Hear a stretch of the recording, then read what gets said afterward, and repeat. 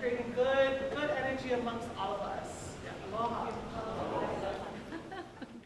Aloha kako, good evening and welcome everyone to our first New Aloha Stadium Entertainment District Community Engagement Conference. We're very excited tonight because this is a chance for the community to say welcome to our priority-listed offerers, our honored guests, and a chance for them to say, get to know us, we're here.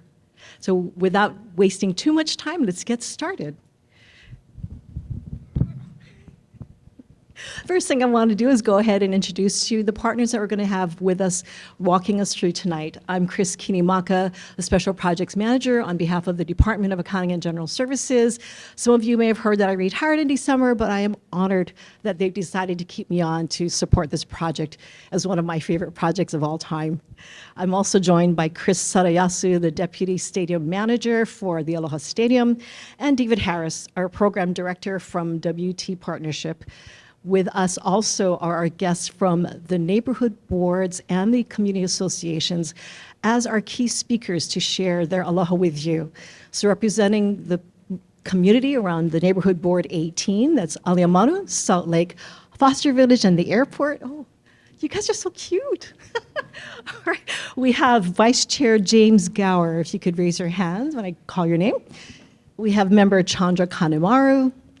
And we have member Nicole Hind, who gave us a beautiful welcoming chant.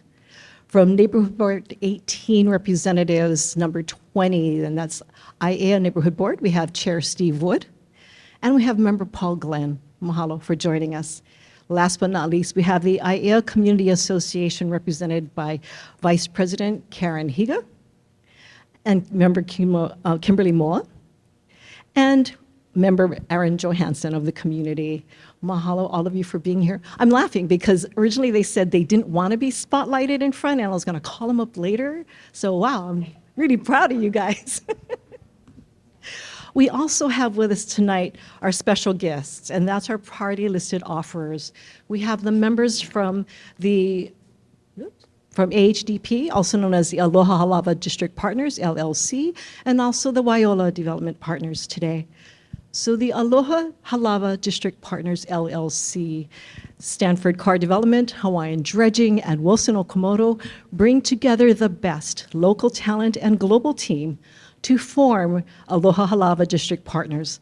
As committed today as they were when they pursued the project in 2021, yes, we've been here that long, AHDP combines local leaders in design, planning, engineering, and construction, including Castle & Cook, WCIT Architecture, Alakea Design Group, RMA Architects, and Walters Kimura Motora.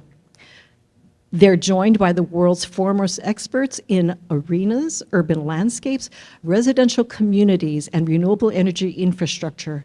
The award winners behind Oracle Park, SoFi Stadium, the Power and Light District, also known as home to Super Bowl champs, the Kansas City Chiefs. Rah. All one of you.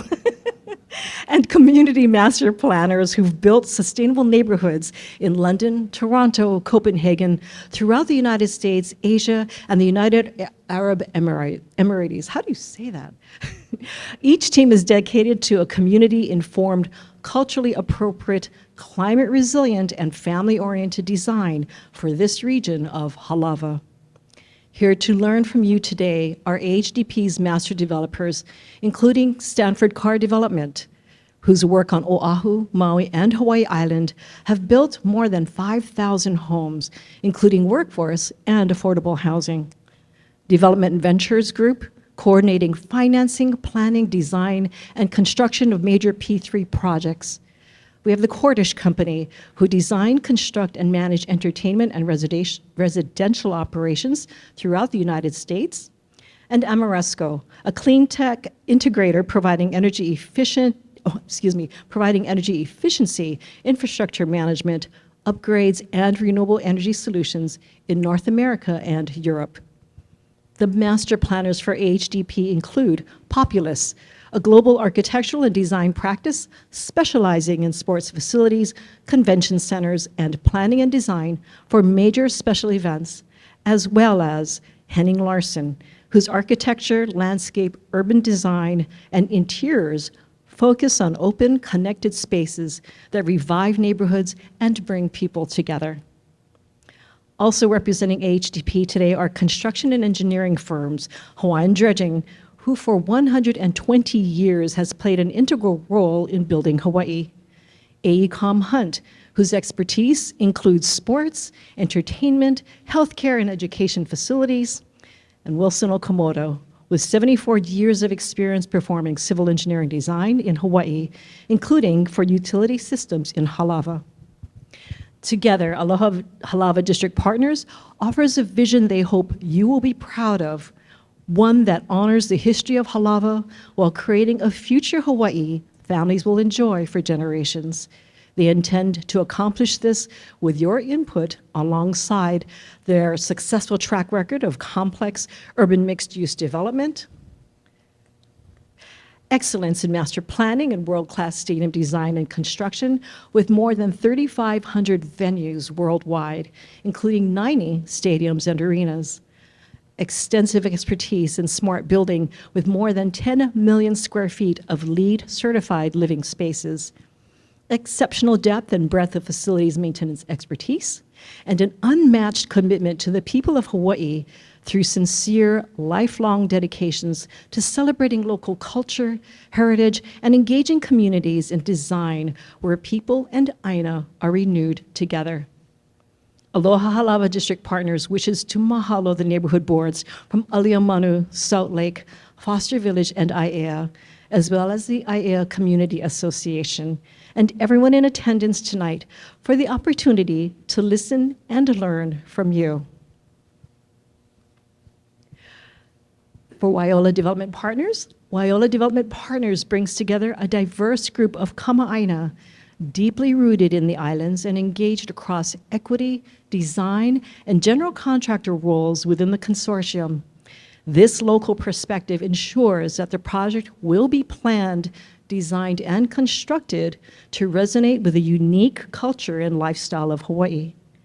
The WDP team comprises equity members, Elliston Capital Inc., renowned for P3 experts, Kobayashi Group LLC, a prominent kama'aina developer, BSC Acquisitions II, LLC, an affiliate of Black Sand Capital LLC, providing financing expertise to form equity member KB Waiоla LLC.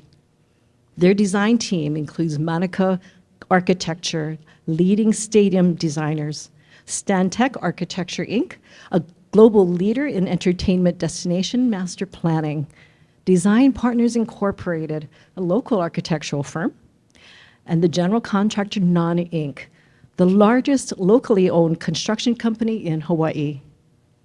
Their operator is ASM Global LLC, who are global leaders in venue and event strategy and management, and they have advisors nested in Machete Group Incorporated, specializing in sports and entertainment venue development, and ESCON Japan, a leading real estate developer with expertise in entertainment-focused urban development. Together, our collective experience in developing and managing projects of similar size, scale, and complexity set us apart. For instance, Ellison Don Capital has successfully closed over $10 billion in private capital for various projects since 2003, while ASM oversees a portfolio of over 300 venues worldwide. This blend of national and international expertise is complemented by the local insights of a kama'aina blend team members Kobayashi Group, BSC Acquisitions, NAN, and Design Partners Incorporated, ensuring full compliance with all state and federal laws. For Waiоla Development Partners, this project holds personal significance as Aloha Stadium has been an integral part of our upbringing. We are honored and grateful to be considered to develop the new Aloha Stadium Entertainment District. So how about we give all of ourselves a big round of applause for being here tonight. Mahalo, everyone.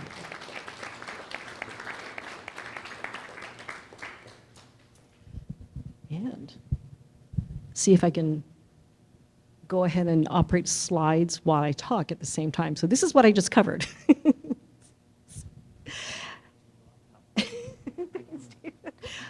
Oh, yeah, well, this will be posted on our website, so you can go ahead and see the slides. Thanks. Yeah, if you don't mind. And then one more. I failed my test. Next one is fine. All right, so tonight's agenda, I've already done the welcome and introductions, and I'm going to be calling David Harris up for purpose in a few minutes. We'll have our format and our process information. We'll review the nascent vision and a project update. And then we're going to roll into our community leader presentations, our excited presenters at the top table. We'll do our round table with community leaders, where they will get the opportunity to answer the questions that came in to us from our priority-listed offerors. And then we'll do next steps and closing comments, and we'll close the conference. With that, I'll go ahead and pass the mic over to David, who doesn't have to multitask now. Thank you, Chris. And you're doing such a good job that you didn't need the slides anyway. Good evening, members or community leaders. Good evening, priority-listed offerers and members of the community. This is a very exciting night for us. It's not often that during a procurement process like this, as our offerers are developing proposals, they get a good opportunity to engage with the community.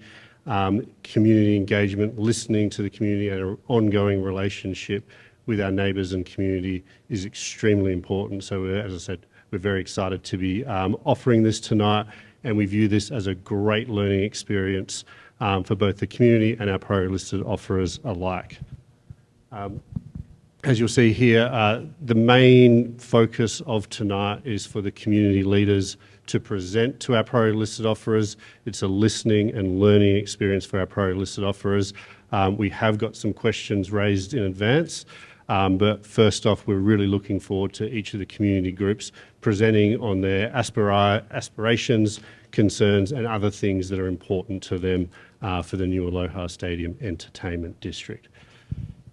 Thank you. I just want to make one thing clear. This is the first step, or this is another step for the project, but from a priority-listed offer and procurement process, this is the first step for community engagement. Whilst our priority-listed offerers aren't going to be presenting on their proposals as they're being developed, that step will come in the future. Now is listening and learning.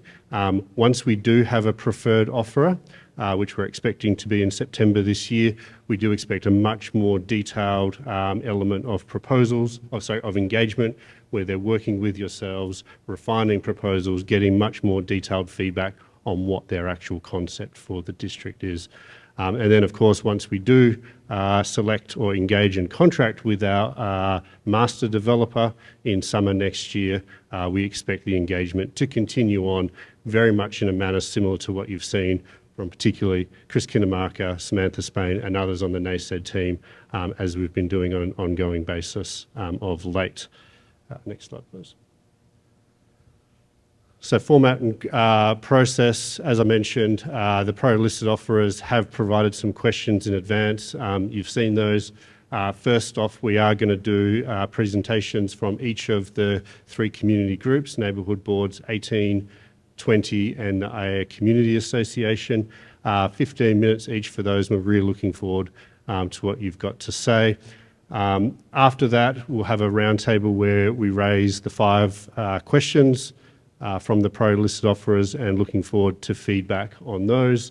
And as we've gone through that, if our priority-listed offerers have any other questions they wish to raise, they will do so after we've had the roundtable. And of course, if you feel like you've missed something that you want to add as we're going through that, you're more than welcome, and we encourage that as well. As I mentioned, this process here is informing the priority-listed offerers as they're developing their proposals. They are due in the end of July, and we're aiming to select our preferred offerer by the end of September. Just one note from a process perspective, the comments that come from the community here do no way, in shape or form, change the request for proposals. If we do have things that change the RFP, they will be done via an addenda. We are recording this. The materials will be provided in the data room when we've finished as well. With that in hand, I'll stop talking and hand over to Chris Sadiasu, who's going to talk about the vision for NASED. Thank you, Chris. Thanks, David. And so on behalf of the Stadium Authority, Chris Sadayasu, Deputy Stadium Manager, Ryan Andrews sends his regrets. He's actually in Northern California visiting family. Took a break after the legislative session that just ended on Friday. And we have Stephen Lee and Samantha Spain, both Stadium Authority, and we have a board member, Claire, as everybody knows as well. So happy to be here. On behalf of DAGS, we have Gordon Wood, who's our Public Works Administrator. They are the procurement team that we're working with. And then we have Crawford Architects, Stacy Jones and Jeff Ramsey. And then with WD Partnership, we have David with Bridie Best, Michelle, and Jonah. And we have a special guest, Senator Kai. Thank you very much for your support of this project. He's here today to listen to the group, as well as Gwen Yamamoto Lau, who's with HGIA. She's a sister agency in our DBED department. And so as you can read, the NASIG will be the new Aloha Stadium Entertainment District will be a vibrant, community-centric, mixed-use district anchored by a new sports and entertainment venue that celebrates Hawaii's culture and embodies the Aloha spirit for the community and visitors alike. Thank you.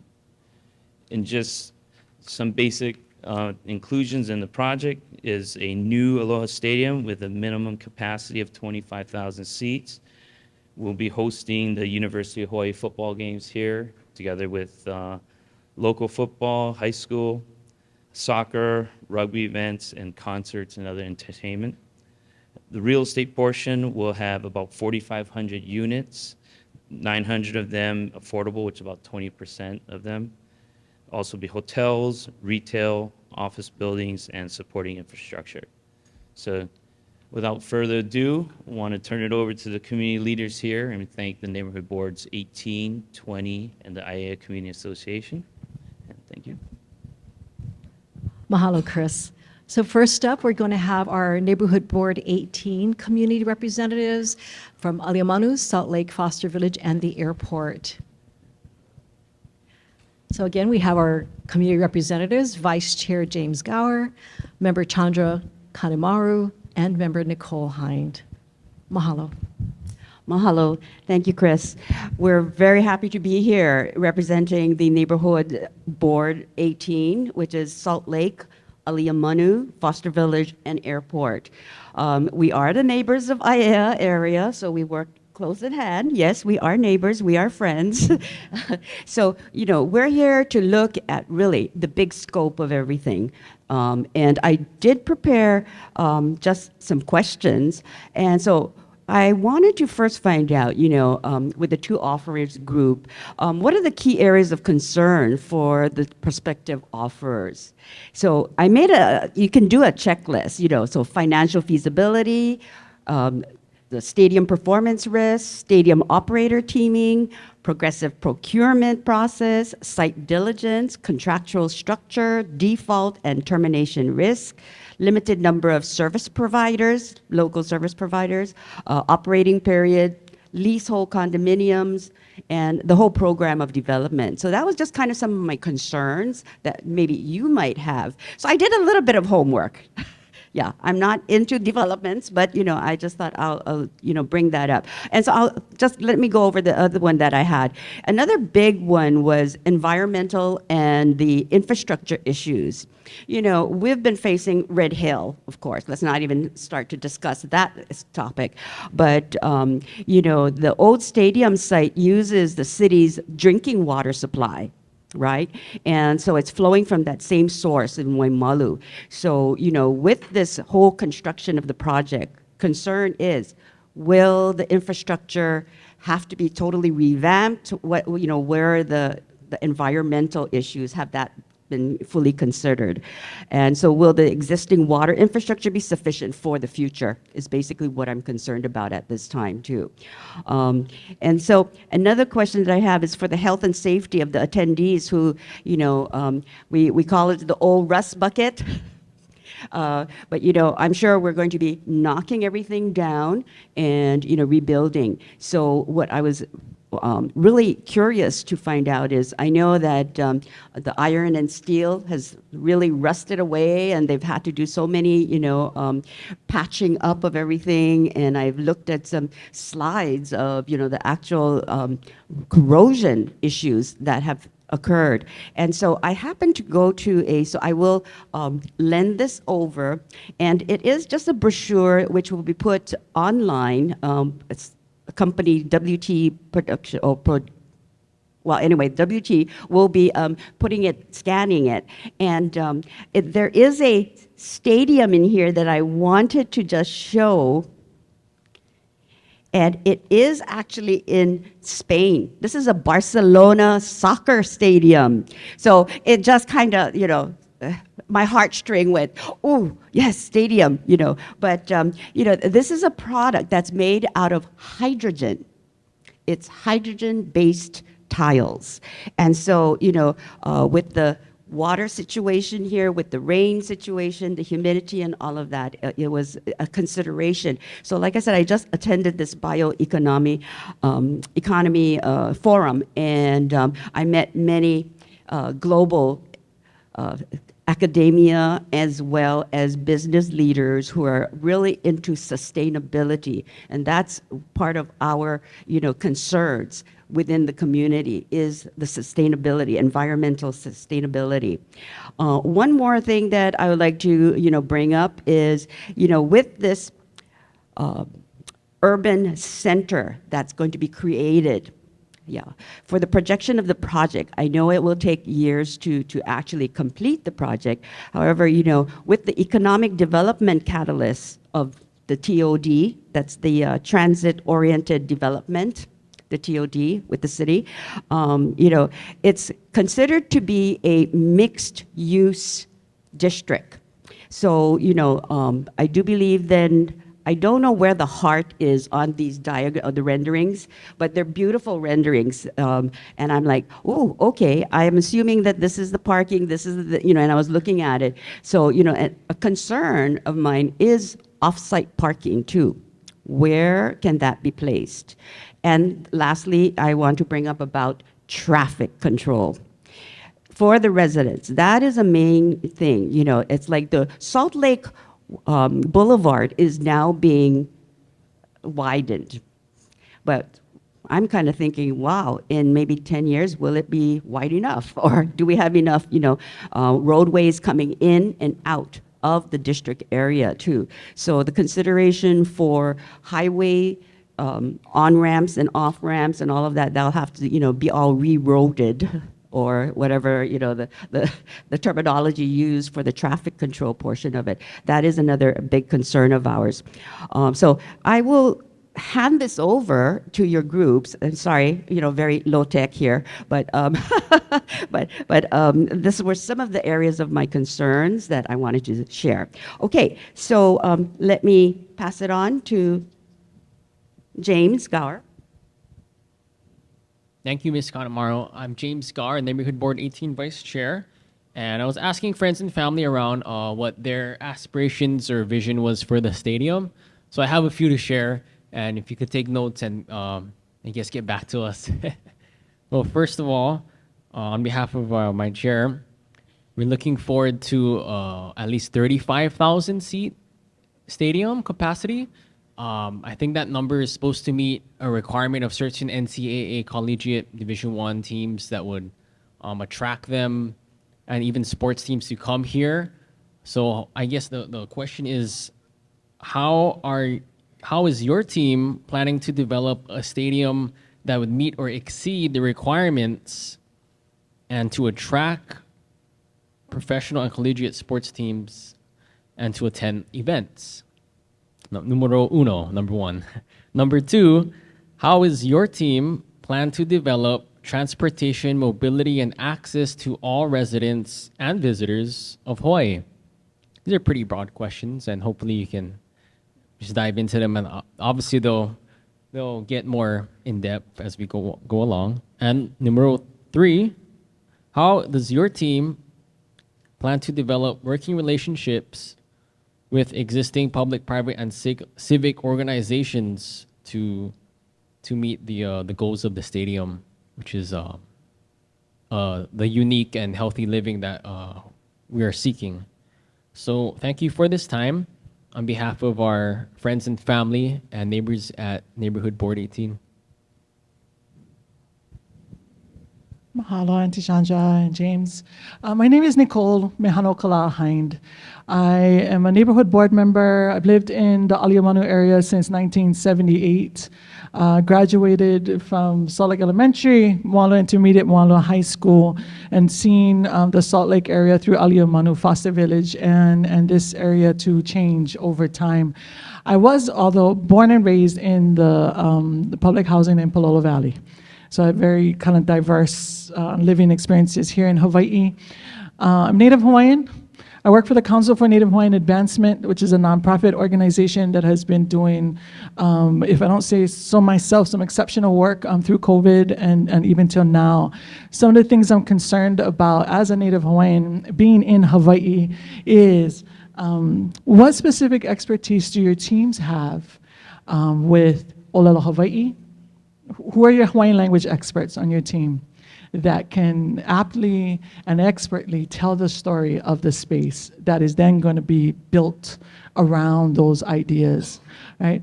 Who are the Native Hawaiian artists that are going to be commissioned to have art in those spaces to, again, express what people come to Hawaii for? This is going to be the first big project that is going to be able to express Hawaii's identity since the convention center. The convention center was probably the last one that was welcoming people from all over the place and the local people.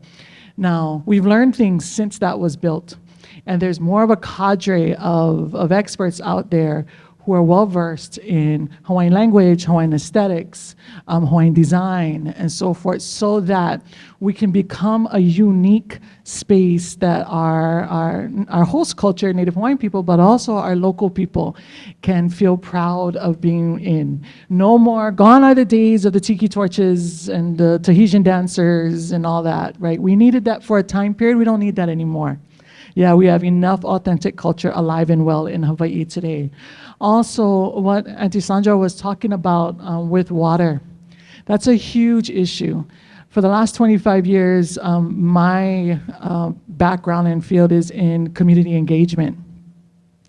If there's something that goes wrong with this project having to do with not only its sustainability, but it's the real pressures of dealing with our finite resources here, you will face much more battles than what the stadium guys had to face with the legislature for the last 10 years or so. Yeah, because it hasn't quite even got to that period where the community is going to start to see and start to react to. Yeah, if you can somehow mitigate that ahead of time, right? How will the aesthetics and the natural environment work in harmony together? And then finally, we have a real affordable housing issue. Right, 900 out of how many ever, 3,500 homes or 4,000 homes in here may or may not be enough to satisfy what the communities are expressing a need is here in Hawaii, right? And how do we get to like real, authentic, affordable housing where families who have lived here for generations can actually call the space in their home?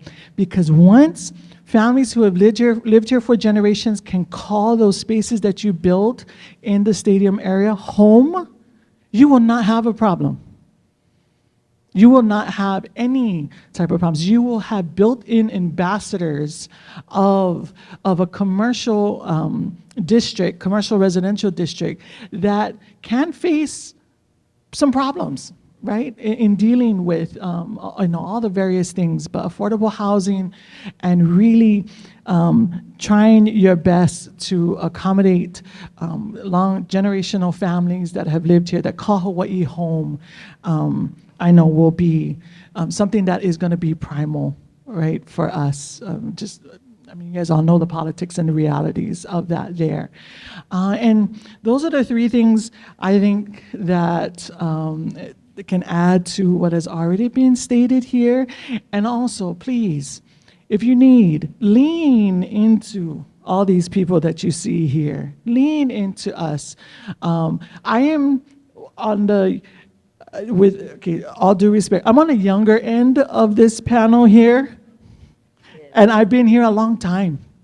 Yeah, so there's a lot of wisdom captured in these districts, from Aiea to Halava to up Red Hill, into Moanalua and into Kalihi, right? Like there's a lot of wisdom there. There's a lot of people who are cheerleading the efforts to move forward with something like this, and we just need to make it easier upon ourselves. Yeah, let's learn from the mistakes of development over the past, 10, 15 years, and let's forge ahead knowing that there could be some pitfalls, but if we really roll up our sleeves and work together as a community and as developers, we'll get to someplace positive.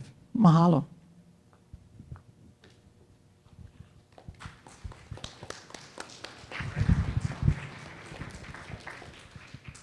Mahalo to our representatives from Neighborhood Board 18. And next, we're going to be queuing up Neighborhood Board 20 with their own presentation. Representing Aiea Neighborhood is Chair Stephen Wood and Member Paul Glenn. So, Aloha. My name is Steve Wood. Let me get this mic over here. It's actually a little. Okay. So my name's Steve Wood. I am chair of the Aiea Neighborhood Board. This is Mr. Paul Glenn. He's part of the board as well. And we'll be giving this brief tonight. Just a little background on me. I'm an IT and operations manager for the U.S. Air Force, certified project management professional and an MBA as well, so I kind of have some experience in this kind of field. Maybe not in stadium building, but in running projects.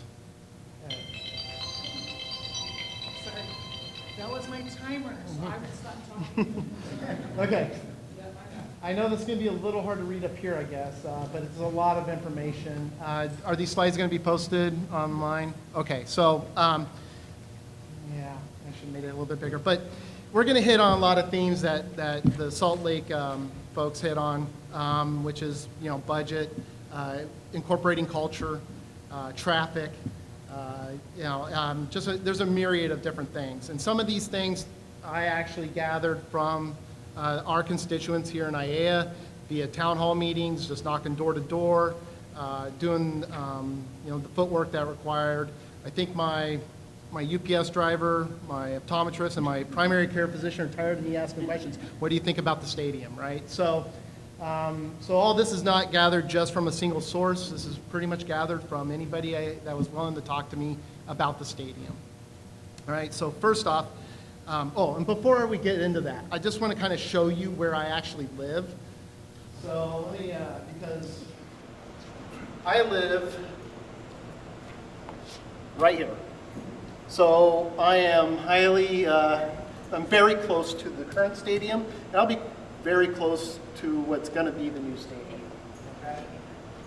Yes, I'll be the eyes and ears, and definitely the ears of what's going on. Okay, so. First off, what the community really wanted was a respect of their culture, their way of life, and to incorporate that within the structures themselves. So I think that's like the number one thing everybody asked about, was that they didn't want the dynamic of that neighborhood, speaking of Halava there, to change, okay? I know it's gonna change, I get that. But as much as we can incorporate in those things that are unique to Aiea and to Salt Lake, I think the better off you will be in your proposal. So noise, traffic, and parking. We're going to get more into, Paul's going to talk more about parking later on, but these were the next big topics that residents had. The noise, that happens right now with the stadium. Whenever there was a concert, there's a raceway on Sunday afternoons, and there's screeching tires. Every time there's a concert in the parking lot that's really noisy, I get calls, and then I call Chris, and I'm like, hey, can you do something about it? So noise is going to be a concern going forward. Understand there is going to be noise, but try and minimize that. Parking, I'll let Paul talk to that. And then traffic. So right now, you got Salt Lake Boulevard. Along that strip right there. That's pretty much it. Hopefully with the redesign, they alleviate some of the major traffic that's going to happen along Salt Lake Boulevard. It can only handle so much and residents can only handle so much. So any kind of, I know there was proposals in the past about incorporating like off-ramps and on-ramps to the H1 that were coming right off the property itself. So you wouldn't have to take Salt Lake Boulevard or CAM for that matter. But if you, any ways you can mitigate the traffic congestion that would occur with adding 3,500, residential units, the better, okay? So the third thing was budget and cost control. One of the things that was, that has always been brought up is we do not want another Skyline situation, okay, where we had overruns in the billions of dollars. I understand as a project manager that you're going to have cost variances. And what I ask of you folks that are submitting your proposals is that you communicate, if there is any cost variances, you communicate those early and often, okay? Bad news doesn't age well, okay? So the faster you guys can communicate that to the stadium authority, the faster they can communicate it to the residential or the residents in this neighborhood, and the better off you'll be, okay? But at the end of the day, we just don't want to see a situation like the Skyline, where there's this massive overruns in the budget, okay? So timelines and communication, I kind of just hit on that. Outlining your milestones, outlining those, where you're progressing towards those milestones. Are you 40% to this one, you 50% to this one? Any kind of roadblocks that are happening that either the board can help with or other, city, state, whoever might be, stakeholders that can help you out with that, please make sure those get communicated to them in a timely manner. One thing we don't want to see happen is that there was a problem at, day 20 that didn't get it, and then finally it got communicated at day 120. We don't want that to happen. We'd rather have it communicated at day 21, day 22, right? So we can start working to address that issue.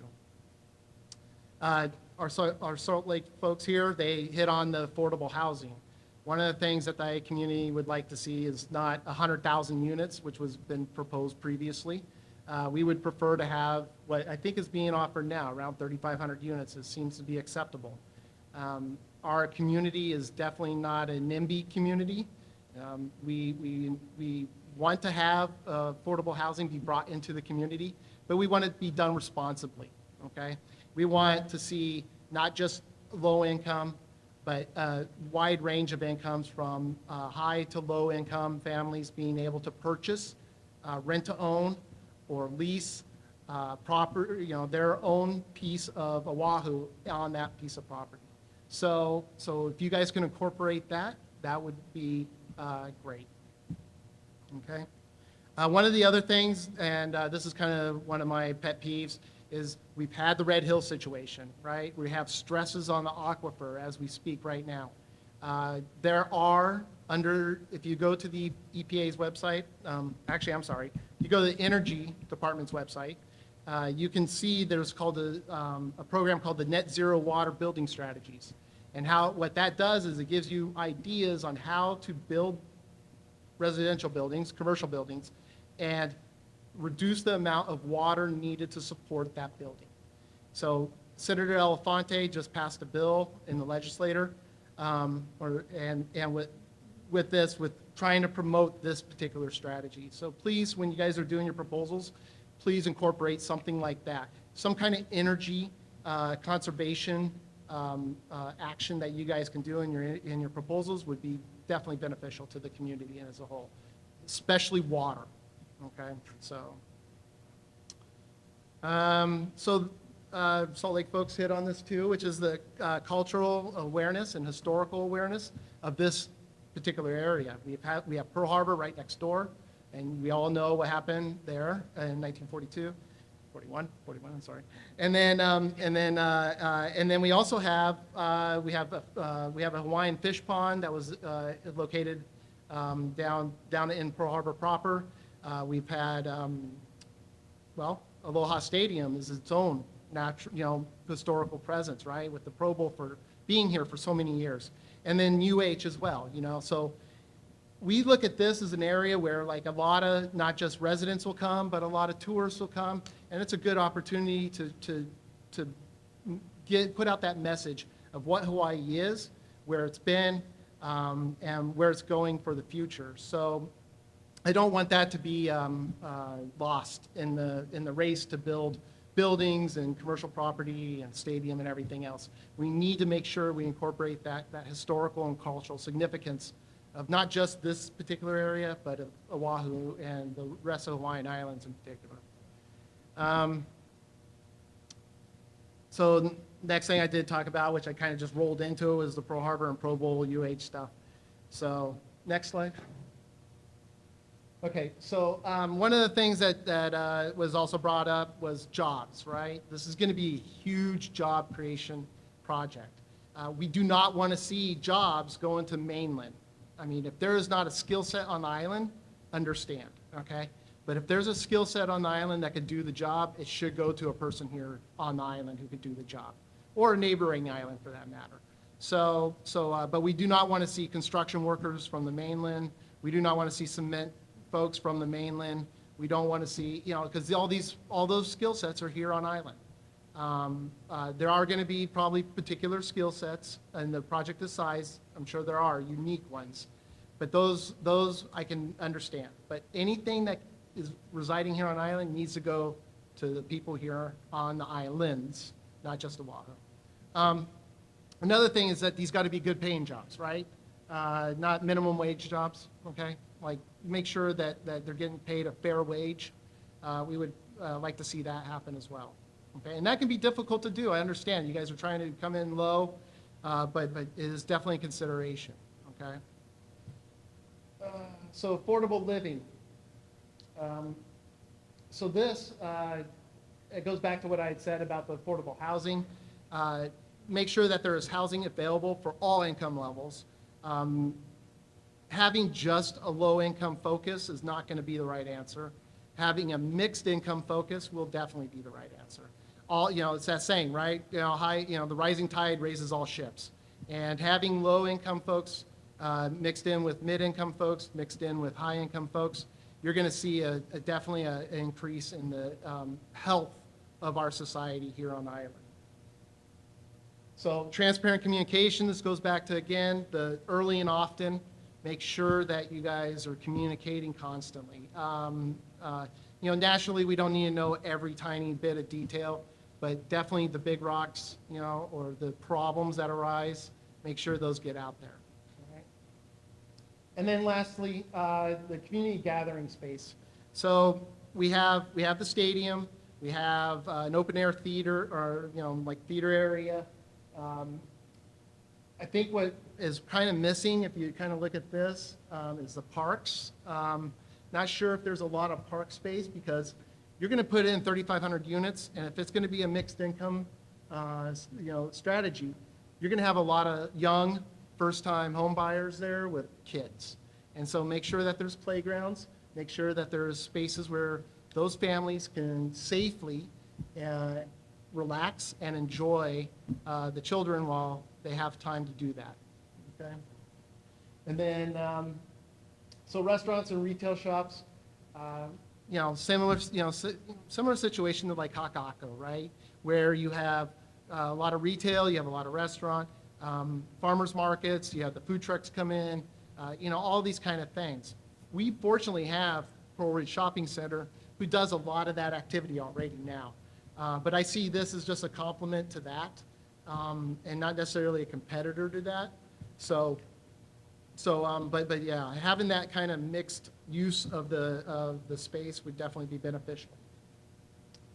Entertainment zones we already talked about, and then carrying over the swap meet. So the swap meet is one of the things that the tourists like. They come and they spend a lot of time doing. So if there's a way for us to incorporate that swap meet into this plan, I think that would be beneficial to not just the community, but to the economy as a whole. So please try to incorporate that, and I think you are. And then I just want to remember, basically what I said: community engagement, transparency, and a holistic approach to creating a vibrant, respectful environment for everyone. And then collaboration, inclusivity and commitment to our quality of life will go a long way in your proposal. Next slide. I'll turn it over to you, Paul. Go ahead. Thank you, Steve. My name is Paul Glenn. I'm a member of the Aiea Neighborhood Board, a 40-year resident of Aiea Heights, and a longtime UH football season ticket holder. Back in the days where we used to have 50,000 fans in the stands, if anyone's here from the 1980s. But my particular concern is that of parking. We're excited to have this new Aloha Stadium Entertainment District, but we have to understand the impact it's going to have on our neighborhood. First, I want to talk about parking for the actual football stadium. Now, the Institute of Transportation Engineers recommends, and other sources recommends, having 0.31 parking stalls per seat. So if we have a 35,000 seat stadium, that works out to 10,800 parking stalls. If we have a smaller stadium like the 25,000, okay, that's a 7,750. Now, some people say like, oh, it's going to be near the rail, so we will be able to have less parking because of that. So if we get 10% of our fans coming to games by rail, then yes, it would decrease it from 10,800 to 10,000. But that's still more than what we had for the old Aloha Stadium. So we need to make sure that we have adequate parking. Now, I understand also that building a parking structure costs about 10 times more than a flat surface area. But if we want to make the stadium district enjoyable for people, we need to make sure we have adequate parking. Now, even if we get 10% by rail, and that's being optimistic. I've heard some people in other localities say, oh, we can get 20% of our people to come by rail. But that ignores that our rail system here on Oahu is not really adequate for that. People who are living in Hawaii Kai and Kahala, they're not going to take the rail to come to the games. People who live in Manoa, including UH students, they're not going to come to the games. It's too difficult to get to the rail station. People who live in Kailua, Kaneohe, they're not going to take the rail to come to the stadiums. People who live in Mililani, remember we got rid of the 4,500 parking structure at Pearl Highlands. Not a good idea because that's where the Mililani people might have come down to and park and take the rail to the football stadium. So I think we need to keep in mind that our rail is not going to be as adequate as places on the mainland or in Europe, and we will need to have at least 10,000 parking stalls for a stadium of 35,000.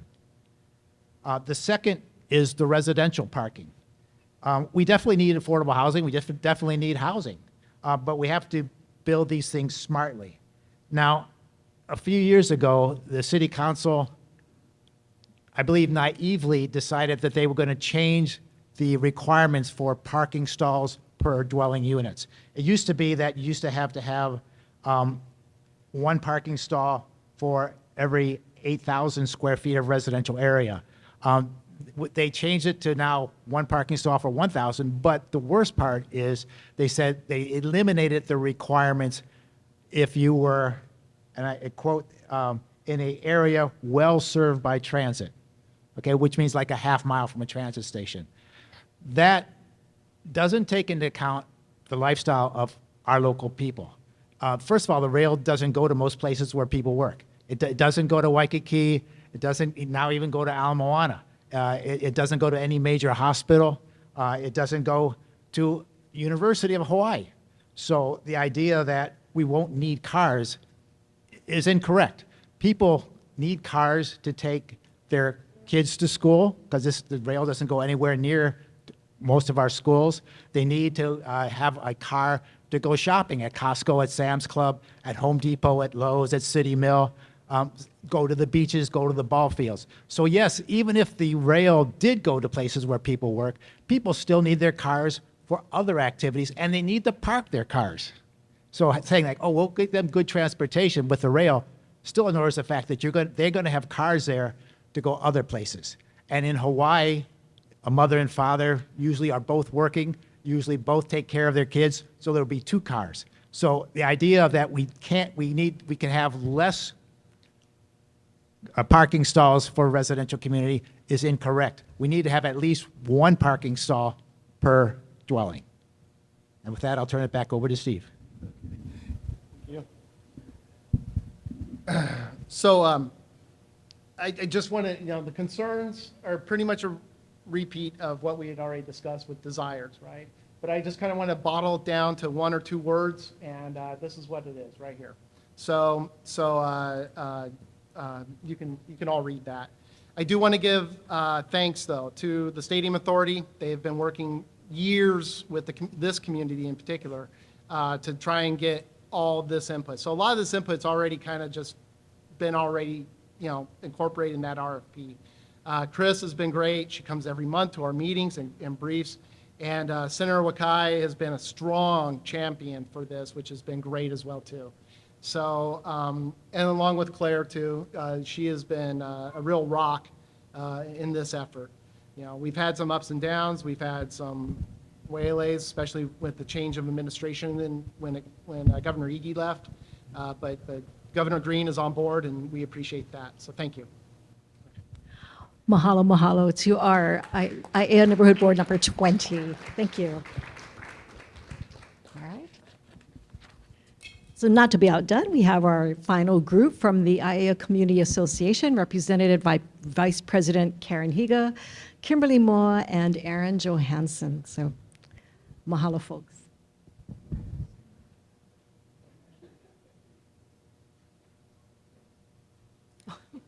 While those papers are being passed out, just mahalo. We've been talking at you for a while now, so if everyone could just take a breath, let the air come in, wake you up a little bit. Thanks for being here at the end of the day. Aloha kākou, my name is Kim Kamalu'okea Kuamoa. I am a third-generation resident of Aiea, which includes the ahupua'a of Halawa, Aiea, Waimalu, and Kalawao, where I now reside with my wife and 2 children. I am also a board member on the Aiea Community Association, a member of the Ali'ipuahi Hawaiian Civic Club, and one of the caretakers of Loko'i'a Pa'aiao, a traditional Hawaiian fish pond just a mile from the proposed project site. I also have pilina with the Aina and people restoring traditional lo'i in the Wahipana of Ka'onohi, today referred to as Pearl Ridge. Mahalo nui for the opportunity to share on behalf of my community and the people and places that continue to feed my ohana. I've been asked to speak today by elders in our community about the need to respect the cultural and historic resources, sites, and traditional and customary practices of this place and people, past, present, and future. As a practitioner of Aloha Aina, the impact of this redevelopment project on the resources of this place and our community weighs heavily on me and others. By DAG's estimates, over 2 million gallons of water per day will be required for this project, much of which will likely be diverted from Kalawao. With water already being diverted to Honolulu and the Halawa shaft shut down, the water source in this area is insufficient to support our current and future uses. Already greatly diminished from its original status, the current flow of wai is far less than what is needed for the growth of food that our community hopes to support in restoration of Loko'i'a and Lo'ikalo in this area. This community has a rich history of mo'olelo of care that spans generations. The ability for our wai and Aina resources to feed people across the mokupuni of Oahu are legendary. I urge you to work together with the elders and stewards of this place to honor this past and set forth on a pono path forward. As such, kupuna in our community have asked me to reiterate a request, one also put forth when the stadium team was hosted at Pa'aiao last year. We request a space near where the Kuleana lands were, where lineal descendants can come to reconnect with Aina that includes not just a burial vault or a memorial ahu or altar alone, but also an actual gathering space for a mala, a garden, or something that recognizes not only the iwi kupuna who are buried under the stadium as we speak, but that asks for forgiveness from the Kuleana residents who were forced to sign away their lands for our past and current infrastructure needs. We request a place of tribute where the deep mo'olelo of this place can be perpetuated and shared, a place for folks to gather to be connected to their ancestral lands, and perhaps a museum similar to the one being created through state grant and aid programs for the benefit of 442nd descendants. If the Navy can invite community to restore and malama a 500-year-old fish pond, then surely the state can set aside a piece of land for similar restoration and reconciliation. Restoring connection is ho'oponopono. I urge you to step into this kuleana, your responsibility and our responsibility, with us to ensure the preservation and protection of the important cultural resources, sites, and practices and mo'olelo of this place. I ka wā mā mua, ka wā mā hope. The future is found in the past.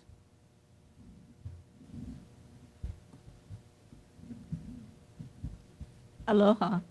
My name is Karen Higa. I represent the Aiea Community Association. The ACA is a nonprofit, community-based organization which has been a voice and advocate for the Aiea community. As an Aiea resident, I've been involved in the area schools as my daughters attended Weblin Elementary, Aiea Middle, and both graduated from Aiea High School. I was actively involved in the band program and Project Grad. Currently, I continue to support the Aiea Library with organizing the book sales and other activities. In addition, I organize the Aiea Christmas Parade and Fun Fair and help at the Lokapaiao Fish Pond. The Aloha Stadium site for decades has been an integral part of Aiea landscape and community. Planning for the redevelopment of the area is an opportunity to create a site that supports economic growth as well as community health and well-being. We are excited to see a new future for the Aloha Stadium site. As you plan for the development of the site, please consider the needs of the community and the concerns of the community. Let's strive for open communication, engaging dialogue, and positive involvement with the community. Recent projects in Aiea has residents upset due to miscommunication and misunderstandings. Without open communication and transparency, community support will falter. For the new Aiea Stadium Entertainment District, we hope we can work together to talk about issues that will arise, such as traffic concerns, noise issues, environmental concerns, the crime. We may need conversations to discuss how to protect our natural resources, including our water sources and habitats along our marine shorelines. Aiea is a community rich in history and culture. Discussions to consider the impact on cultural institutions, family businesses, and social aspects of the community may occur. In addition, we would hold discussions regarding public housing and how this can be integrated into the redevelopment. For over 40 years, the Aloha Stadium has been a gathering place for the entire state. The new Aloha Stadium site should continue to provide a gathering place for our state. It could provide a venue for sports, entertainments, school and community events such as football, soccer, concerts, marching band events, maybe even a pickleball tournament. It could also provide a learning center for school activities, sports camps, and cultural exchange. The concept of a mixed-use, live, work, play, thrive district can generate economic growth for our community and job and housing opportunities for our families. Green spaces, gardens, walking paths, playgrounds, and bike paths that could connect the Pearl Harbor bike path are a few things that would provide a thriving community. These areas would promote a healthy lifestyle and be available to everyone to enjoy. As I said earlier, we are excited about this redevelopment of the Aloha Stadium site. There are not only recreational and commercial possibilities, but educational and cultural possibilities too. We hope to have open communication and transparency throughout this project. The Aiea Community Association looks forward to continue to work with you to revitalize and redevelop the new Aloha Stadium site. I have this quote, it says, "Coming together is beginning, keeping together is the progress, and working together is success." I think this is a great beginning for us, so let's continue to work together. Thank you.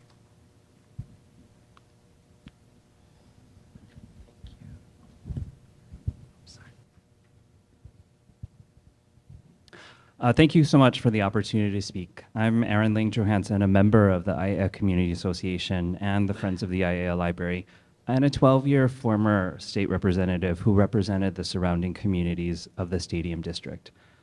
While I served in the State House, I also had the privilege of working with Senators Wakai, Dela Cruz, and then Representative Luke to create this very Stadium District.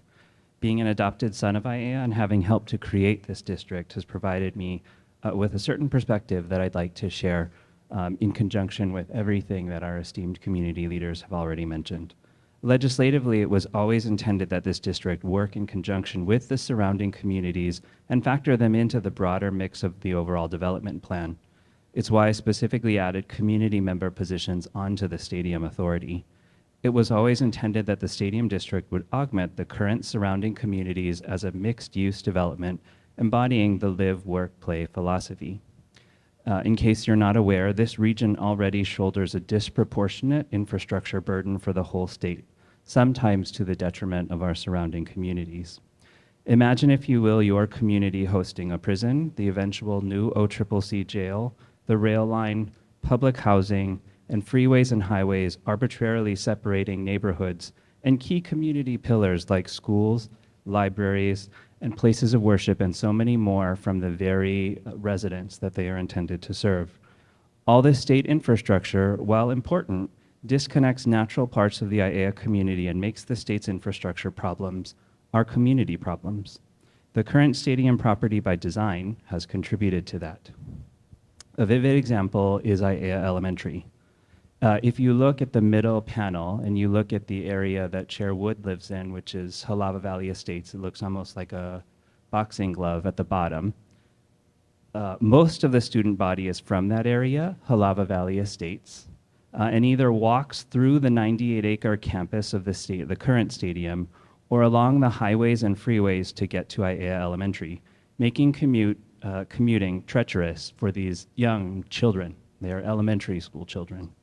Furthermore, when they get to Aiea Elementary, students are bounded on 3 sides of campus by freeway on-ramps and off-ramps. This is a vivid example of the unintentional and negative consequences of development that doesn't account for the surrounding community and its needs.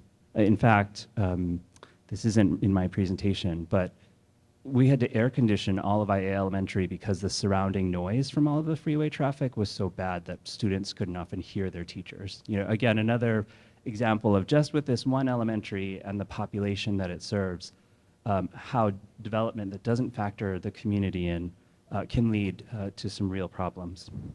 The residents of Aiea are a very generous people who don't typically complain and have been much more accepting than other communities who protest any form of development.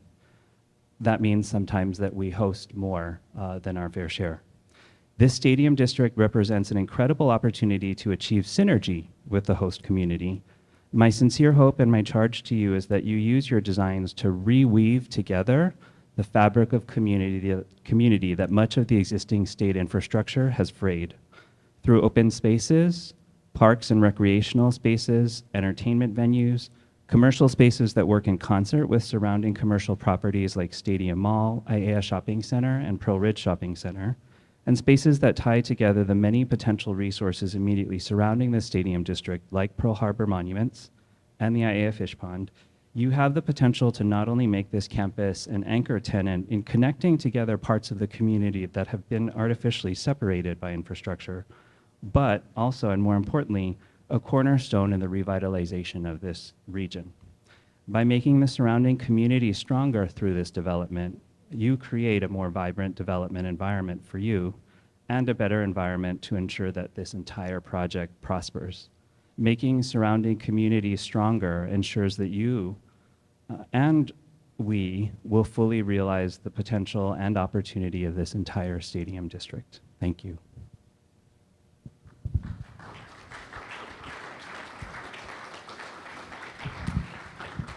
Mahalo to our panel, and I have to really reward all of you for staying within your time limits, much like you try to keep us to when we give our presentations at your board meetings. Do you need a break, or do you have the endurance from your board meetings to roll right into the next portion? Fantastic. So in the next portion of our presentation tonight is the roundtable with our community leaders. So we're going to go through the questions that we received from the priority-listed offerors, excuse me. And then do you want to move the mic? And what we'll do is I'll read the question, encourage you to speak, and oh, I can do that. And then we'll pass the microphone along to whomever in the panel would like to address the question. Yes? So our first question tonight is, how can we, the preferred offerer and then master developer, best communicate with you? What would be your desires or expectations about receiving messages and starting our relationship off right upon award of the project from the state in September?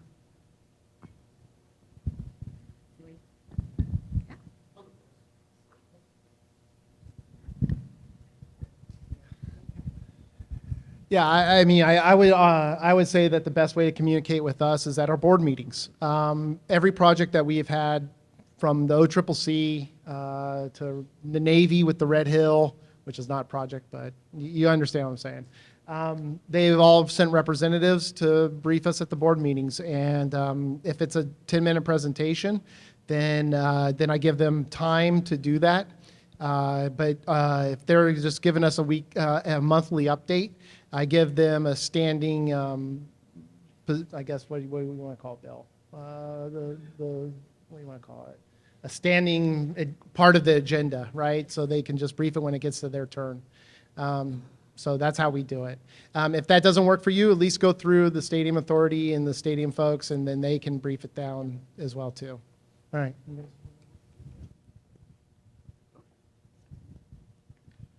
Well, being from the neighborhood board, that would be sort of along the same line, what we would require. And, main thing is communication. We really would appreciate as much communication as Steve had already alluded to, knowing ahead of time the bad news is a little bit better than finding out afterwards that, oh, didn't work, right? So communication is going to be really key.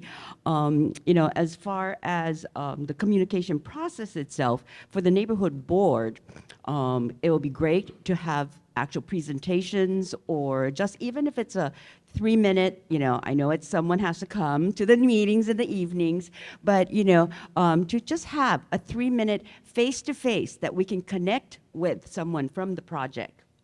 And, presentation, because that's what Chris has been doing for the past 4 years. Yeah. And you know what? We feel like we know Chris, like she's our best friend, kind of thing. And, that's important to build relationships. It's to humanize the whole, process itself, yeah?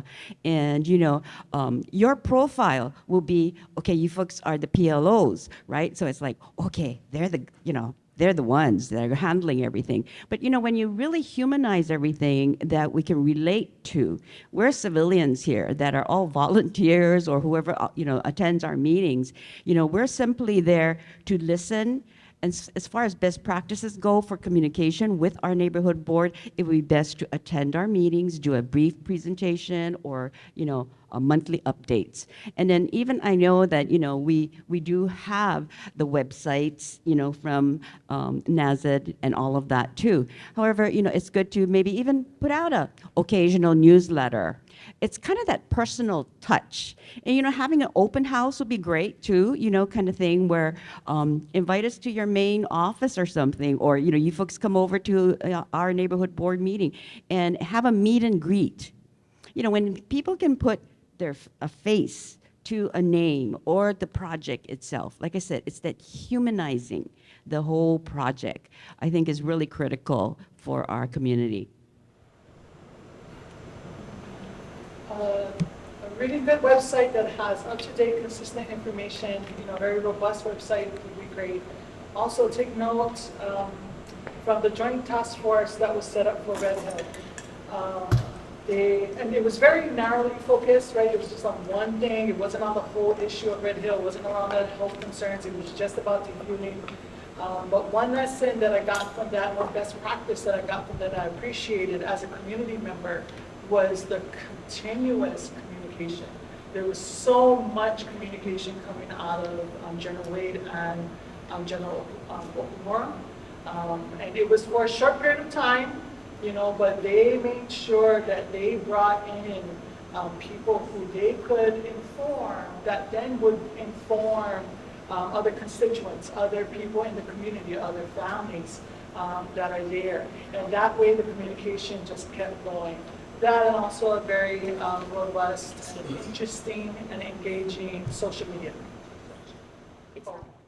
Oh, I'm sorry. But you guys all heard me, yeah? Yeah. Might not even need this. Yeah.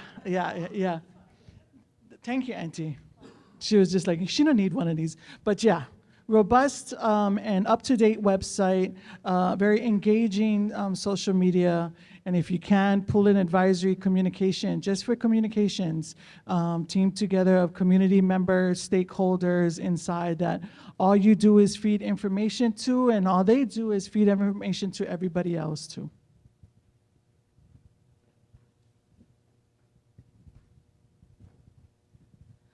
I'll just reiterate what other people have already said.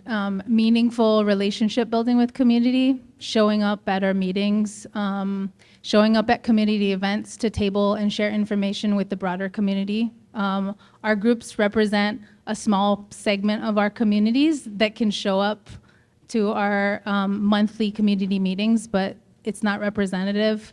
Come and volunteer at the different events that our communities are hosting. Yeah, really, like, it's not just a box to check off, it's meaningful relationships that we're looking for, where you can understand what the community concerns are outside of the development and then in relation to the development itself, so. Mahalo. Our second question tonight really is an opportunity for all of you to give another summary of anything you might not have hit because it's a little bit repetitive. But how can NASID successfully integrate with the existing community and neighborhoods? What is important to you in this aspect? And there's two parts to that: at the interface between the NASID and the surrounding community, and as an integral part of the greater community.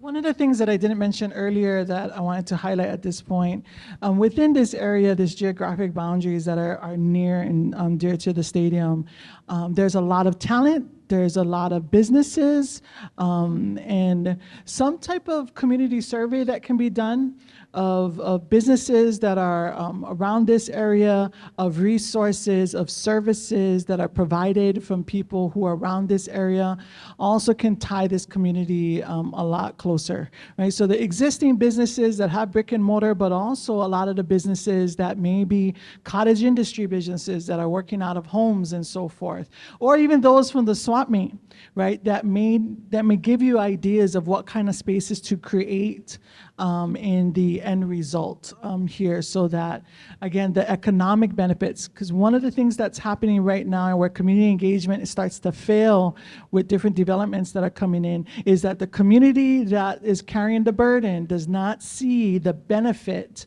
economically of the development around it.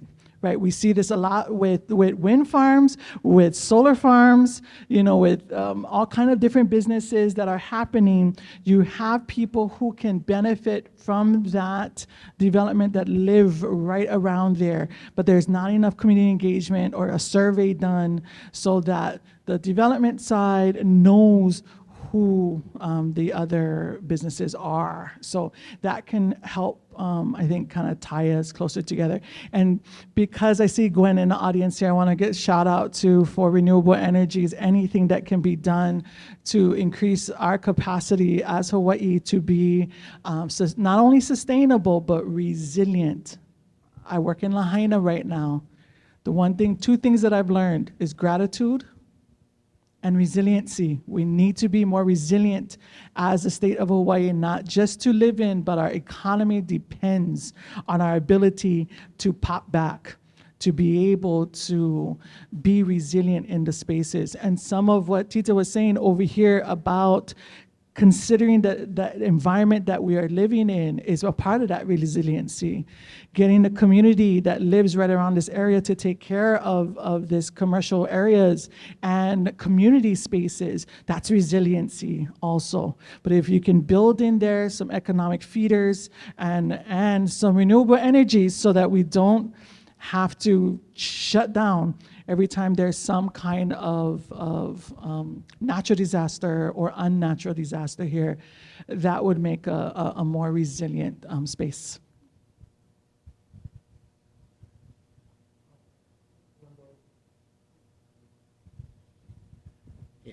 I would like to encourage the developers to be completely open and honest with things that will happen. A lot of things that happen in construction is beyond your guys' control. You know, so please express your roadblocks. So people are going to say, how come they didn't do this? How come they didn't do that? Well, a lot of times it's because of shipments didn't come in, workers had other jobs, government had unreasonable requests. Be open and honest. We're part of a family, and in the family, you should share all your concerns, whether they be good or bad.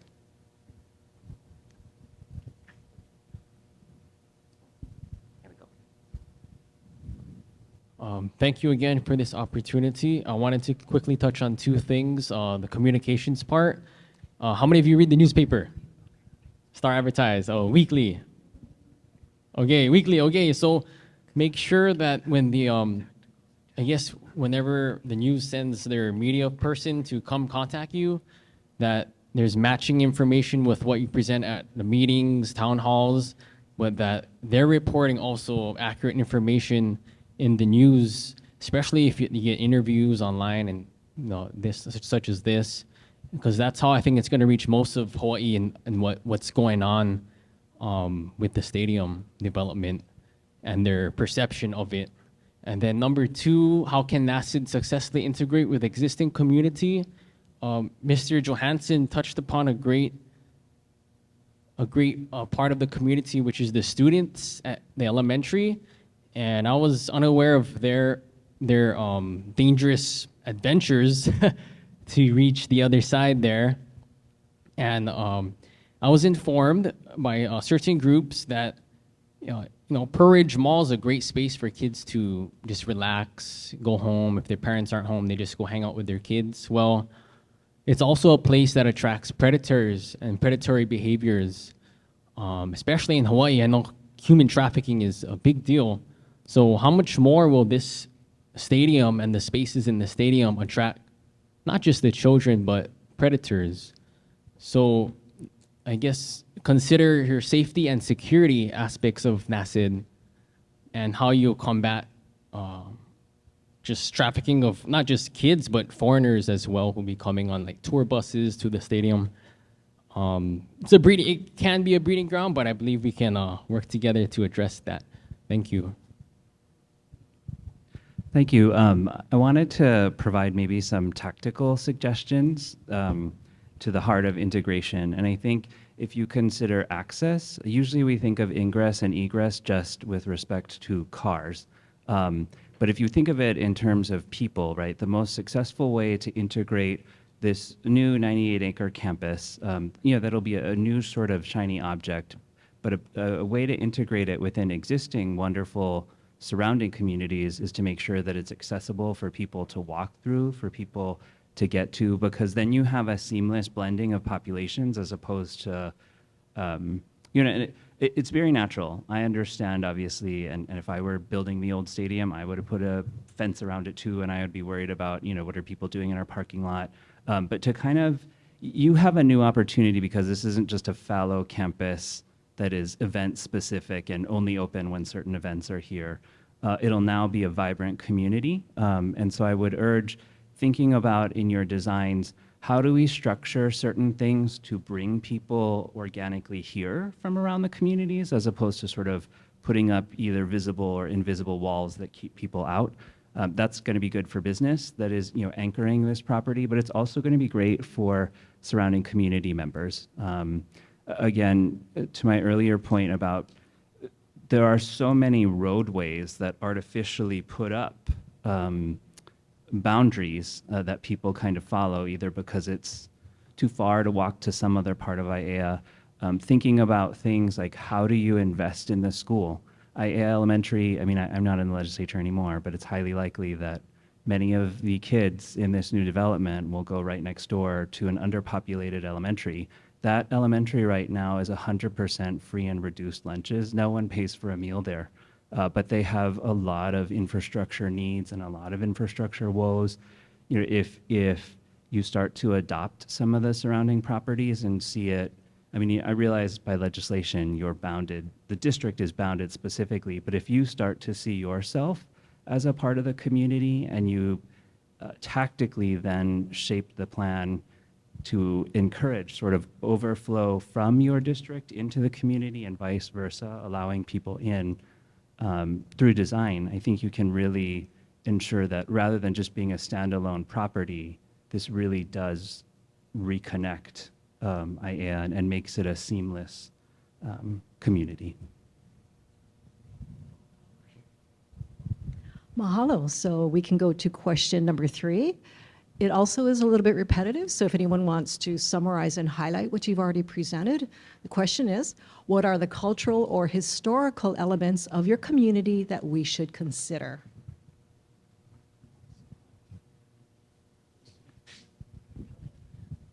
You get 2 Hawaiians on top of this table right here. I know we both can.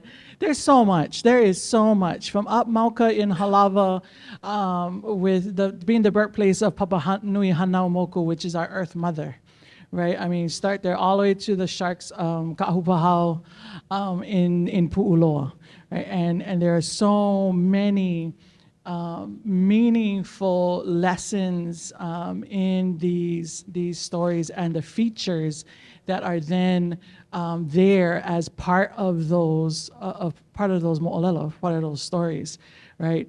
And mahalo if we're talking about the local i'a and the fish ponds. I mean, you could just design the whole stadium around Pu'uloa and Pearl Harbor being well, most people say breadbasket, but we call them the fish, you know, the refrigerator, the cooler with all the fish in it that really did supply the entirety of this island with food. Right? That's how extensive the fish ponds were throughout Pu'uloa. And it's like literally like right there. So from Mauka to Makai, right? There is so much, and I'm extremely interested in how it is that you guys choose to weave those in. What themes will you guys choose to do? It could be a Mauka to Makai thing. We're more kind of Makai-ish in this one, so it could actually highlight what's going on up Mauka, those sites that have been actually destroyed because of the H3 freeway, right, that no longer exist. We may be able to bring a lot of that aesthetics into the space and then even create the spaces. So not just design, I'm not talking about paintings on walls and carvings on pillars only, but actual spaces where people gather and have those spaces represent those values that are very present in the landscape. Still yet to this day, even underneath all the concrete, under all the wood and the roofs and the houses and everything, there is still an aesthetic that's very alive and waiting, just waiting for you folks to bring that out, right? And it can be engaging. Once again, you have the opportunity, along with the family histories of this area, to create a space that speaks to all of Hawaii, right? We can tell the story of all the islands just by what is apparent here in this Ahupua'a, right? In whatever district is huge. And so we're like right on the borderline between Kona and Ewa. And those 2 districts are huge. They've influenced a lot throughout the Pai'aina so that we can include everyone from Kauai and Ni'ihau all the way to Hawaii Island, right? With the stories that we can tell just of this area. Yeah, it's that rich. Tita, like you can talk too. I'm sorry.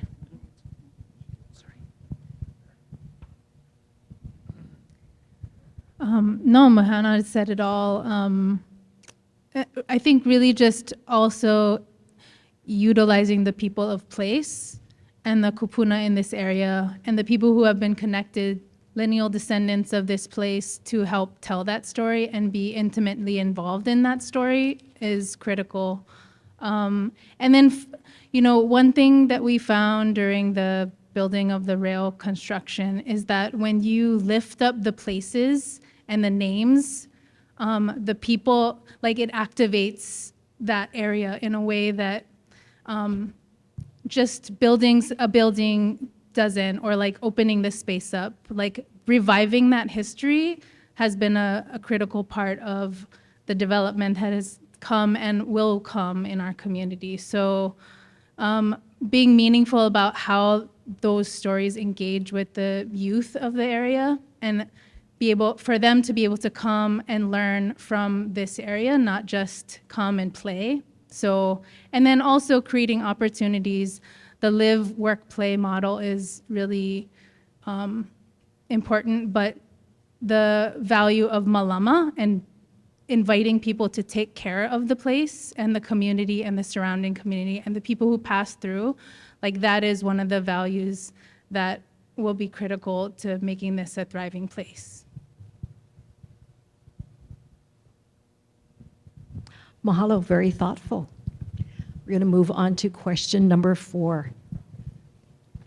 And this is asking our community leaders to think maybe more specifically about the assets there.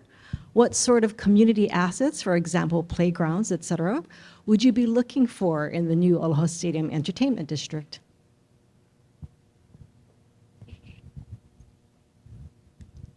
Thank you very much for that question.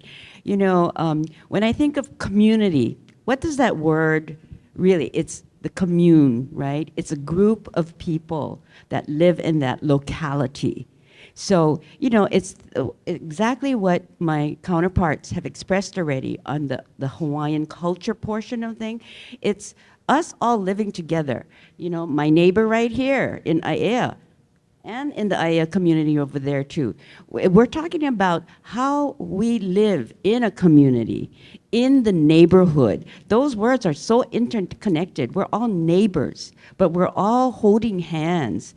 Really, although we're in separate places, we still hold hands because we believe in our aina, our land, where we live, our community. Because this is where we live, work, play, and that's what we want to continue to do. So as far as some of maybe the assets, it's really, to me, look back at what you would need, as developers too, your own personal needs. What is it for family, your children, your pets, your group associations? What is it? What are their family needs or what are their needs? So, I'm looking at, we need a lot of green space. And I seem to see that there happens to be a lot of green space there, but I hope that rendering is going to be close to the actual, and that you're not just coloring it in right now. But anyway, mini parks, yeah? We need green space. We need it for oxygen, to replenish the oxygen, gardens. Even if it's even offering, people to be able to have that gathering place, to be able to exercise, to play, bike paths, or the complete streets concept. All of that should all be looked at to make it a more complete, livable, not only a entertainment district, but a livable community.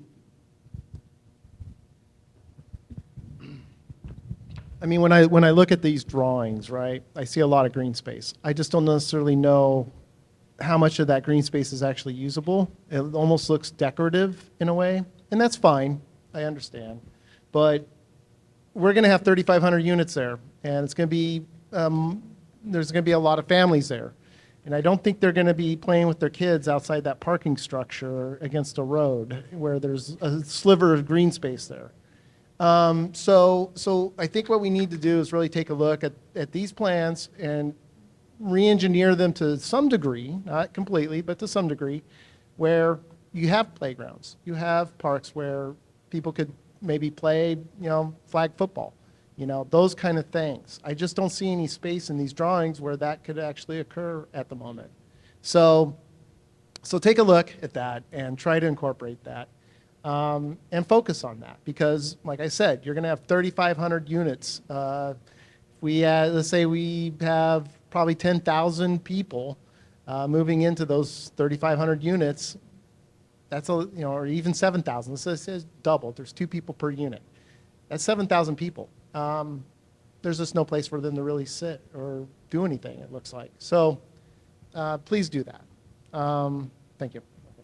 Yeah, I will reiterate that. I live on Kamehameha Highway, right underneath the rail, just near Boston's Pizza. And I will say that we need to get in a car to drive to a playground that my kids can play in, who are 3 and 5 years old. We can't even push a stroller on our sidewalk because it's not ADA compliant. So the need for usable green spaces, and not just green spaces that are fixtures, but integral to the community and the landscape. We're looking at Aiea, we're looking at trying to convert what is now a soccer field and was built as a soccer field back into lo'i, because the aina in that place is telling us that it wants to be lo'i. That field is gets so flooded and it's muddy that you cannot play soccer. So listen to what the aina of this area, look at the old maps of what this area used to be and plan accordingly. It's not just about making the land do what we want it to do, but actually listening to what it tells us that it wants to be. Sorry, real quick, Chris. I think, the communities represented here are all very special, but because they're surrounded by infrastructure, sometimes it's hard to tell where town center is, right? When the freeway came through Aiea and cut off the Mauka part of Aiea from the Makai part of Aiea, and to a certain extent, Aliamanu, Salt Lake, it's not always evident where there's sort of a town center or a gathering place other than the schools or a library or some other venue. So envisioning perhaps that there's a space for community or other groups to gather. Certainly outdoor, I completely agree. I think there should be playgrounds, recreational spaces, but also indoor spaces, because that's another way to signal to the community that you want them to come in and make it more feasible. I could see if you do this right, this could, even though it's not at the center of Aiea, it could be the equivalent of town center, because there, other than shopping centers or schools, there isn't really a central town center. We came up organically. We didn't have the benefit of a master planned community, right? A lot of our community is represented here. So, I think thinking about how do we add extra benefit, and I realize that you have to do it within cost, but the more people you bring in, the more economic revenue it's going to generate, and the more desirable of a property it's going to be, and the less, to Mehana's point, the less community strife that will exist. And so I might think about that in addition to what others have said, and maybe even potentially some elevated walkways that go over a lot of these freeway on-ramps and off-ramps that are separating community. Mahalo. And go ahead.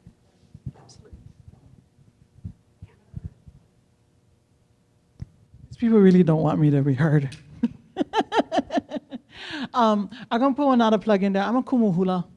And Aiea has produced some of the greatest kumuhula that in my lifetime here. If this space can be a cultural belt also that reflects the skills and talents of that, I would love to base my halal in this area. I would love to take advantage of just the natural theater of this Mauka region and this Makai region to be able to teach halals, hula halals. We are non-discriminatory. There's no ADA, or we satisfy all the ADA requirements. We have people who have many abilities that come through our doors, all ages, dance hula from kids all the way to kupuna. I would love to see, and so I'm just talking on behalf of my area of expertise, but I know the other cultural practices, like looking at the landscape and seeing what it naturally tells you. Let this space reflect cultural practices that provide la'aulapa'au, all the plants in there. I think it's a requirement, but should be native plants. It's medicine. Yeah, there's medicine everywhere. All our native plants all have that, right? There's an ability to create well-being, not just in space, by what types of features of culture gets placed into those spaces too. So yeah, allow us kumuhula to have these spaces. I'll gather up all the kumuhula from the Ewa district all the way into the Kona district, not too far. That when the ones on the other side, they can go find their own space in Kaka'ako. But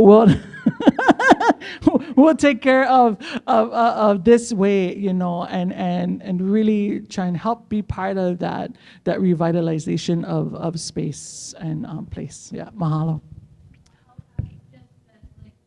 Native plants where our community can go and gather lauhala and other plants that can be used in cultural practices. We have kapa makers that are studying from Auntie Verna Takashima at Paeao, and places where they can plant vauke and care for it and collect it. And then just like, it's not just about Hawaiian culture. We don't often go past the plantation area when we talk about the history of this area, but like our community is multicultural, and there's a lot of like different ethnicities that could be recognized in the design and the landscape of this district as well. So, As we round, yes. Well, one more. Thank you. Community asset. I looked up on Uncle Google Maps, and there is no urgent care in the area. If we're going to attract a lot of folks and residents here, the nearest one is actually in the airport. That's only for like workers. Another one is down by Pearl Ridge. I highly recommend it. Probably an urgent care in the area. I mean, we don't want another COVID and shut down and, Palimomi, overload Palimomi Hospital. Thank you. Terrific. Thank you, group. And as we round into the last question that came in from our Priority-Listed Offerors, I just want to remind our PLOs that the next portion of our meeting was to allow you to add more questions to what we already have. You can either raise your hand and I'll bring the microphone to you, or you can text Bridie and we'll read the question for you if you have any additional burning questions that you want the panel to answer. So we'll move right into our last question for this portion. Question number 5 was, are there any transportation such as pedestrian, bicycle, road, rail, bus, etc., objectives or issues for your community that we should be considering? We heard a lot of ideas already. So again, if there's anything you want to summarize or highlight, then please, you're welcome to do so. Okay, well, may I start then?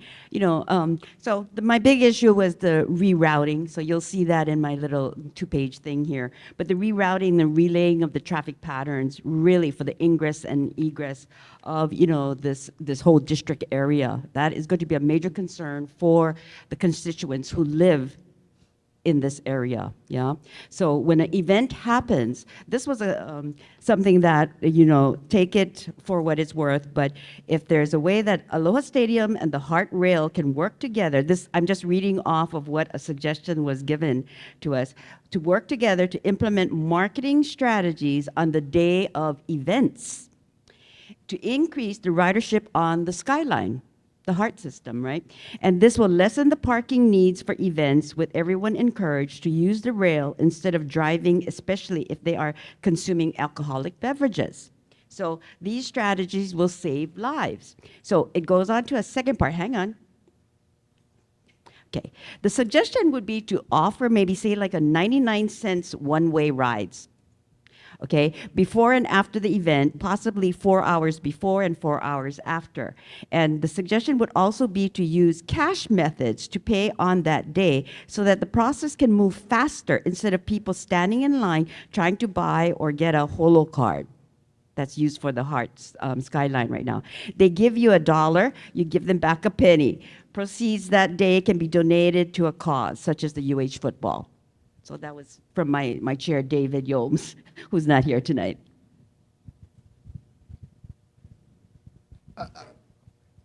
I would say yes to all this. Yeah. So going back to what Representative Johansson said earlier, make it walkable. Make it to where it's pedestrian friendly. So that people can leave their residence and walk to the store rather than take a car. That would be greatly beneficial. Paul, you want to say something? Yeah, I just want to echo what Chair Wood said. If we need to have the park, it's kind of heartbreaking to hear that you have to drive a car to go to a community park. So we need to make sure that we have adequate pedestrian access to not only a local park, but also to schools as well. Other things, due to the amount of traffic that's going to be in that area or is in that area right now, I'm not really excited about bike lanes there. It would be much better and cover more people to have adequate pedestrian access to all the things in that community. All right, thank you very much. So, next portion of our meeting tonight is the arising questions from our priority listed offers. Does anybody have any burning questions you'd like to ask? I know you got a lot of information tonight. Don't be shy. You can either raise your hand or text Bridie. Look, their brains are full. None? All right, well, thank you very much. So go ahead and round out tonight, which I believe was very successful. But for the next steps, we are looking at our proposal deadline coming up on July 31st. After that, our team is going to go into evaluating proposals we receive for identification of a preferred offeror by September 2024. And that selected offer will then go into the diligence and discussion phase. And as you heard David saying, during that October to June period is another opportunity for a community engagement conference to really start partnering down with the one team. We look to have a contract executed by June of 2025, and then we really move in earnest with our partners to move forward with the entire project, planning, design, everything else, going into construction. And of course, we'll be bringing the community involved as well. Our project delivery will commence starting July of 2025.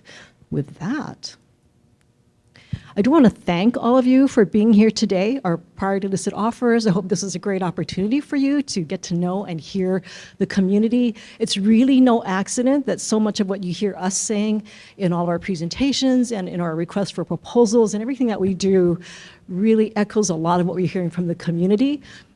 As you heard, we've been going to the community for at least 3 years every month, and we hear what they're having to say. We're excited, we're passionate about this, because we recognize, if you look at the middle rendering, that all of that district right now is just black asphalt surrounding a stadium with fencing around it. And we've done that for nearly 50 years now. What we're talking about is bringing this back to a more live, work, play, as it was with the Termite Palace in Mo'iliili. When you think about it, the community was right up against the stadium, right? People came and they parked in the community, they ate and hung out there before the event, and they stayed afterwards. Well, that's what we're doing, but better, because we want to integrate the parking on the site. We want to invite the community back in. We're tearing down the fences, getting rid of the asphalt, and that's why we're here, to hear what the community wants to see. We're giving it back to them in many ways and making it safer, happier, and really a thriving district. We're looking at revitalizing the community. So I applaud you for being here to listen to the community, to start partnering. There are our besties. You guys have defended us through our whole roller coaster, and the priority-listed offerors know that too. They were with us for over 3 years as we went up and down and succeeded and failed and succeeded, and now we're past the milestones, farther than we've ever been. So we're looking forward to that positive relationship continuing as we move forward. Mahalo, everyone.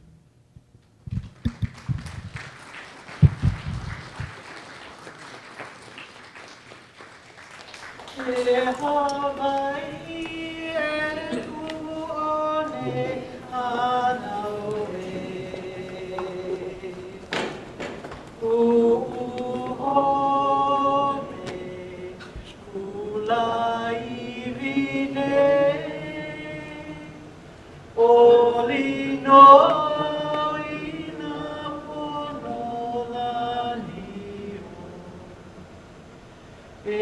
Hawaii, aloha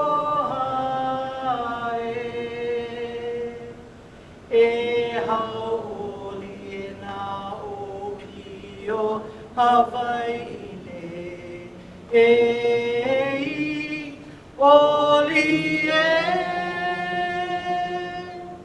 oli mai na ahe makani e wā mai nei. Mau ke aloha no Hawaii. Mau ke aloha. Mau ke aloha no Hawaii. Mahalo, everyone. This is not part of NASIC program. I'm so sorry. So you gotta end the probably in positive group, parties in Hawaii. All of our very special engagements here in Hawaii, we end with that song, Hawaii Aloha, our love for Hawaii. So thank you all. Yeah. Mahalo, sorry. You're all part of NASID.